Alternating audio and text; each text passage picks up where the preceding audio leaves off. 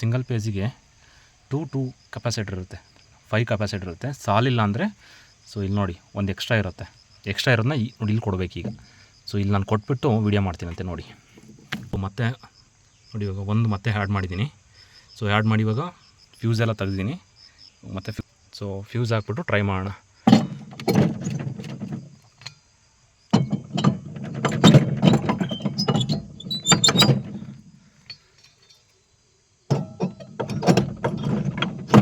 So single page auto ಮತ್ತೆ on ಆಯಿತು. So ಇಲ್ಲಿ ನೋಡ್ಬೋದು ಇವಾಗ. ಸೊ ಪವರ್ ಡಿಲೇ 10 ಸೆಕೆಂಡ್ಸ್ ಓಡ್ತಾಯಿದೆ ನೋಡಿ. 10 ಸೆಕೆಂಡ್ಸ್ ಪವರ್ ಡಿಲೇ ಓಡುತ್ತೆ. ಅಲ್ಲಿಂದ ಮತ್ತೆ 1 ನಿಮಿಷ ಟೈಮ್ ತೊಗೊಳುತ್ತೆ. 60 ಸೆಕೆಂಡ್ಸ್ ತೊಗೊಂತು. ಸೊ ವೀಡಿಯೋ ಸ್ವಲ್ಪ ಪಾಸ್ ಮಾಡ್ತೀನಿ ನೋಡಿ. ಇವಾಗ 19 seconds ಓಡ್ತಾಯಿದೆ.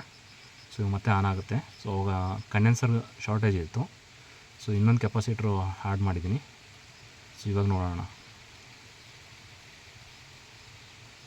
7 second, 6 second, 5 second, 4 second. So single page. So auto on ಆಯಿತು. ಮೋಟ್ರು ಎತ್ಕೊಂಡಿಲ್ಲ. ಸೊ ಆರ್ಮ್ಸ್ ನೋಡಿ 22, 13, 11.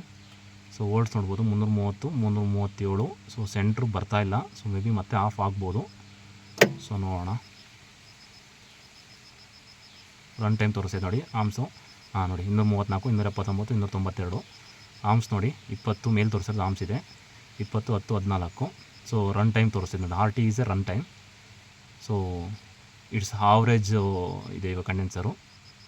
ಸೊ ಇವಾಗ ನೋಡೋಣ. ನೀರು ಆಫ್ ಏನಾಗಿಲ್ಲ.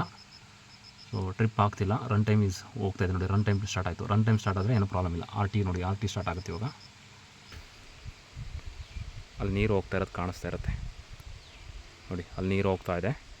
ಸೊ ಕಂಡೆನ್ಸರಿಗೆ ನೀರು ಸ್ಟಾರ್ಟ್ ಆಗ್ತು. ಸೊ ಬರೀ 2 ಪೇಜ್ಗೆ ನೀರು ಮೇಂಟೈನ್ ಮಾಡೋಕ್ಕಲ್ಲ ಅಂತ ಸೊ ಕಂಡೆನ್ಸರ್ ಯೂಸ್ ಮಾಡ್ತೀವಿ. ಈಗ ಕಂಡೆನ್ಸರ್ ನೀರು ಓಡ್ತಾ ಇದೆ.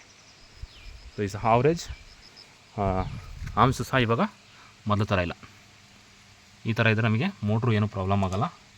ಸೊ ಆವ್ರೇಜ್ ಆಗಿದೆ ನೋಡಿ. ಸೊ 20, 10, 13 ಇದು 3 ಪೇಜ್ ಥರ ರನ್ ಆಗುತ್ತೆ ಇವಾಗ.